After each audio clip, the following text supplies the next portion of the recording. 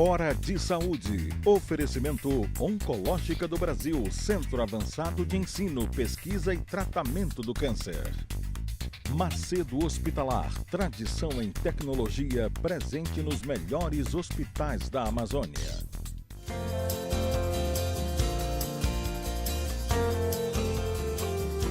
Caros amigos, mais uma vez o nosso programa Hora de Saúde. O programa que trata do que se faz hoje na medicina do mundo, do Brasil, o que se faz no Pará, o que se faz aqui. E hoje o programa é muito especial porque é um pouquinho diferente dos temas comuns. Nós vamos falar hoje de direito médico. Vai haver um congresso no próximo domingo sobre direito médico aqui em Belém. E eu convidei o responsável por esse congresso, o Dr. Frank Lopes, médico cardiologista, meu amigo, diferenciado em termos de ecocardiografia. Ele é um dos expoentes do país em ecocardiografia e agora faz direito. E direito médico agora é um assunto do dia a dia. Hoje todo mundo está preocupado se pode dar uma orientação médica no WhatsApp, todo mundo está preocupado se pode dar uma orientação médica no Facebook, se pode falar no telefone, porque tudo isso hoje existem processos. Eu li ontem um congresso de pacientes ligados a erros médicos. Então, Frank, primeiro, muito obrigado por ter vindo. Eu que agradeço o convite a vocês. Espero que a gente atenda às expectativas. Só uma correçãozinha, o congresso vai ser no dia 29, a abertura agora desse mês. Dia 30 com as palestras e dia 1º. 29, 30 e 1º de dezembro. Isso. Perfeito, Frank. Frank, começando, só o CRM não resolve mais o problema do direito médico? O Conselho Regional? O direito médico se tornou uma coisa muito abrangente, né? Não cabe mais só ao CRM. Ele faz parte. Na verdade, é uma área que a gente está vendo a necessidade de que existam vários atores nesse processo. Um advogado, um juiz, o procurador do Ministério Público, o Ministério Público como ator, o próprio médico, o paciente. Então, existem vários atores nesse processo. Quando a gente fala em direito médico, na verdade, a gente tem uma abrangência maior. A gente está falando do direito de todos os profissionais de saúde, ou seja, é uma coisa que é maior do que a gente pensa. Então, o CRM, o Conselho Regional de Medicina, e os conselhos regionais das outras especialidades ligadas à área da saúde, eles não conseguem mais abarcar sozinhos. Existe ainda o papel do Estado, que é um garantidor pela nossa Constituição da saúde de todas as pessoas. Veja bem, quantas pessoas estão envolvendo só uma área. Ele ficou maior do que a medicina. Os odontólogos, farmacêuticos. Recentemente nós tivemos o problema da lei do ato médico, né, que envolveu várias especialidades, conselho de classe, a MB, os conselhos regionais, federal. E foi dado até o parecer, agora o parecer recente, que realmente o ato médico é prerrogativa do médico. Então, para tu veres essas discussões, na minha opinião, ainda vai crescer muito, vai se expandir cada vez mais. Nesse congresso que vai haver, vão se discutir os meandros todos do que acontece. Vamos ter por algumas exemplo, discussões. Tem um monte de coisa que eu não sabia. Um dia desse eu li na internet, por exemplo, eu já atendi um monte de gente em avião, embarco uma vez no metrô em Paris. Né? Lógico, emergência, cardiologia é 90% das emergências. E eu li que eu poderia cobrar por esse procedimento. Que eu até achei estranho, tudo bem, é totalmente estranho, não tem lógica, né? Nem sempre o que é certo é justo, né? Nem sempre o que está na lei é justo, mas nem passa pela cabeça. Mas disse que isso é legal. É legal? É legal, é legal. Você pode cobrar. Agora, o bom senso manda que não. Não permite. Porque, na verdade, ali você tá como garantidor, né? Você é um garantidor, ou seja, aquela pessoa passou mal, está dentro das suas possibilidades, você primeiro atende. Depois, para cobrar, como é que faz? O cara desembarca em Paris, aí tu manda a conta para o Brasil. Eu queria saber, assim, é até interessante, quem paga a empresa, mas não é a pessoa mesmo. É a própria pessoa, o atendimento é pessoal, né? Segundo isso aí. Outra pergunta que eu também não sabia, quando alguém chega e pede um laudo para eu mandar para o Detran, um laudo para aposentadoria, um laudo para isso também pode ser cobrado? Pode ser cobrado à parte, com certeza. Eu não tinha ideia disso. Não, tem outros direitos também, como o nome está dizendo, direito médico, ainda tem outros direitos. É porque tudo fez parte de uma rotina e essa rotina foi se desenvolvendo. Os atestados também são outro problema. Pode se cobrar um atestado médico? Se for no momento da consulta, não. Né? Porque já está sendo pago. Agora, se for um pedido só e único exclusivamente do atestado, qualquer tipo de atestado, pode. É um ato, é um trabalho. É um trabalho. É um trabalho que está sendo exercido. Quer dizer, isso ninguém tinha ideia. É muito complicado. Dizendo, muito complicado. Complexo isso. Muito complicado. Eu fui conselheiro do CRM, aqui no Pará, no início dos anos 90.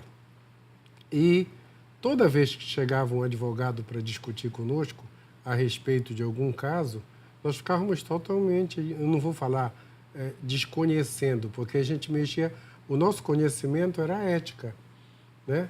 Era a ética, não era a lei. Então era um problema enorme tu juntar o Código de Ética Médica dentro da lei, né? É muito complicado isso. Na verdade, existe uma complicação, sim.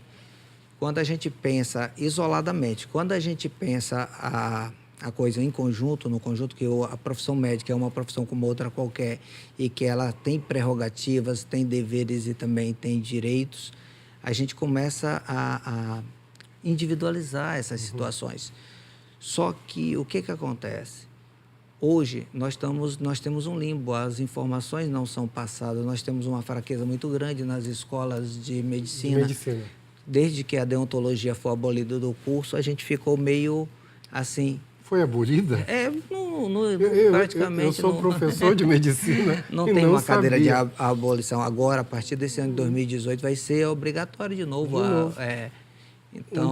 Um dia eu estava preenchendo o Facebook, dizia assim, qual foi a aula mais importante que você lembra na vida? E a minha aula mais importante que eu lembro foi deontologia. Era uma aula sobre eutanásia. Foi a aula mais importante, o professor falando sobre... Eu até escrevi isso lá. E agora, os cursos de medicina trocaram, eu não vou nem comentar isso agora para não ficar irritado no meio do Isso é outra discussão muito mais complexa. No meio do nosso programa. Mas me fala uma coisa, erro médico faz parte disso? Faz parte disso, faz parte. A nomenclatura erro médico, ela ficou, digamos assim, entrou na vulgaridade da coisa. Então, quando se tem uma relação médico-paciente, ela não só é mais uma relação médico-paciente. Por exemplo, existe a relação do médico-atendente com o paciente, mas existe a relação do plano de saúde do médico do paciente. Existe a relação do Estado médico-paciente. Você está entendendo as nuances? Então, a gente tem que ver, muitas vezes, a gente culpa um ator desse processo, vamos dizer, culpa o Estado, talvez não seja o Estado o errado. Certo. Às vezes, a gente culpa o médico pelo atendimento. Mas, se ele não tem condições de prestar aquela assistência, não há que se falar em erro médico. Então, esses detalhes não são observados no dia a dia. Esse encontro que você mencionou é um encontro que vai ocorrer em Maringá. Entendeste? Sobre uma comissão que está se formando só de pessoas que discutem erros médicos. E quando eles fazem isso, veja bem, os médicos eles têm uma dificuldade no legal, eles são muito técnicos, a maioria dos médicos que nós conhecemos são muito bons tecnicamente, até porque é um curso que demanda muito estudo. Então, nós médicos nos preparamos muito para ser bom naquilo que fazemos, né? Nos nossos atos, nas nossas diligências. Só que ser bom no que faz envolve muito mais coisa, envolve em ter condições de fazer, de depender de terceiros para que eu faça, de depender do convênio liberar para que a gente faça do jeito que a gente quiser. Ou então, do convênio dizer que a gente não pode fazer do jeito que a gente quiser. Então, olha quantos atores existem, né? Muitas vezes o médico quer um determinado procedimento, mas não pode ser feito da maneira como ele quer, porque existem restrições de convênio, existem próteses que não são, digamos assim, não estão cobertas, então aquela prótese não seria. Isso é um problema sério. É um problema, tipo digamos assim... O paciente chega a dizer, eu vou operar catarata, mas a lente que o meu convênio dá, o médico disse que não é a melhor. Pronto. Que eu não vou poder descer a escada. Exatamente. Porque eu vou ter problema visual. Tá entendendo? Antigamente não tinha o convênio. Não tinha o convênio nesse processo. Não tinha isso. O Estado, ele disse, desde a Constituição de 88, no artigo 5º, o Estado disse, eu garanto a saúde para todo mundo. E disse, eu, Estado, garanto. Mas a gente vê que isso não é verdade, ele não tem condições atualmente. O porquê não cabe a gente aqui discutir, mas existem vários fatores. Mas, a partir do momento que o Estado não garante, preciso que entrem os outros garantidores. Aí que surgiram os planos de saúde e começou esse crescente de plano de saúde. Mas a gente tem que lembrar que o plano de saúde não é o garantidor principal, que ele é uma saúde suplementar, então muitas obrigações ele não tem. Só que o paciente ele não entende isso. Ninguém entende. Ninguém consegue. Ninguém consegue entender. Na verdade, existe uma confusão. Nem a gente mesmo, hoje em dia, nem a gente consegue ter uma plena ciência. O que acontece hoje no direito médico, que eu acho muito interessante isso daí, é que ele está conseguindo unir as pessoas, todas as pessoas que fazem parte disso. Ele está unindo o paciente, que está sabendo mais os seus direitos, consequentemente cobra mais, exige mais.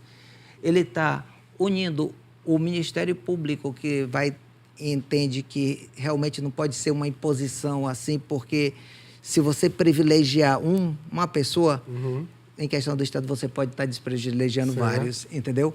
O juiz que dá aquela canetada que a gente fala, que diz, cumpra-se isso, e às vezes esse cumprir causa uma série de problemas. Muitas vezes quem atua em hospital público deixa de fazer o legal para fazer o ilegal, entendeu? Ou seja, aquela normativa legal gera uma ilegalidade por trás, muitas ilegalidades por trás, porque ele deixa de vamos dizer, o orçamento financeiro do ano, que já compromete porque tem que desviar para aquela demanda.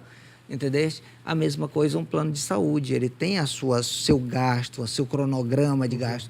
E quando uma coisa sai desse cronograma, impacta em todas as despesas. Está vendo como o direito médico consegue ser muito mais abrangente, já financeiramente abrangente? Então, Frank, para bem aí, no financeiramente abrangente, a gente vai fazer o intervalo e vamos voltar bem aí no financeiramente abrangente.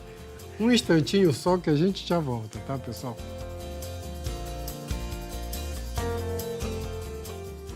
Hora de Saúde. Oferecimento Oncológica do Brasil, Centro Avançado de Ensino, Pesquisa e Tratamento do Câncer. Macedo Hospitalar, tradição em tecnologia presente nos melhores hospitais da Amazônia.